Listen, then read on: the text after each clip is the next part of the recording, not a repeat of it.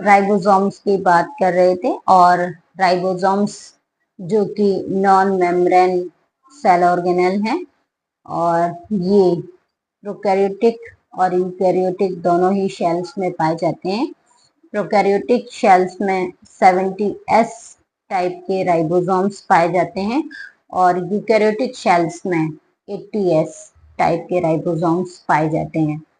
अब ये जो राइबोसोम्स होते हैं, इनमें दो सब यूनिट होती हैं, एक स्मॉल सब यूनिट, दूसरी होती है लार्ज सब यूनिट। अगर हम 70S राइबोसोम्स की बात करें, तो जो यहाँ पर लार्ज सब यूनिट होती है वो होती है 50S की, और स्मॉल सब यूनिट होती है 30S। Okay, 50S and 30S। 50S largest सब यूनिट और स्मॉलेस्ट 30। तो अब आप कहेंगे कि यहाँ तो 80 हो रहा है।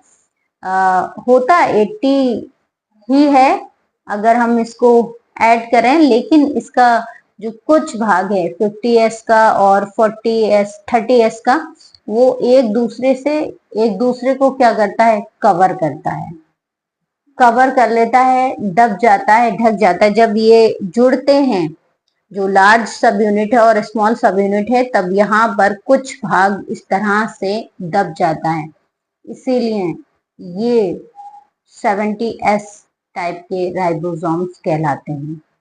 कितने? 70S। ओके, अब हम बात करेंगे लार्ज सब यूनिट की।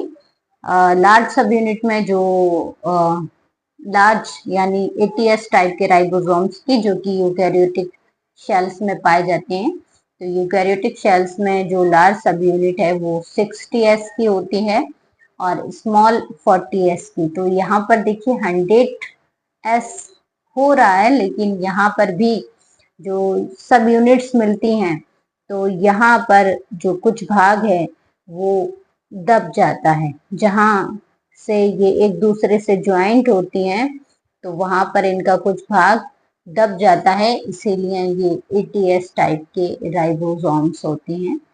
और इन सब यूनिट में प्रोटीन होता है और आरएनए पाया जाता है ना। प्रोटीन यूनिट भी होती है और आरएनए भी पाया जाता है।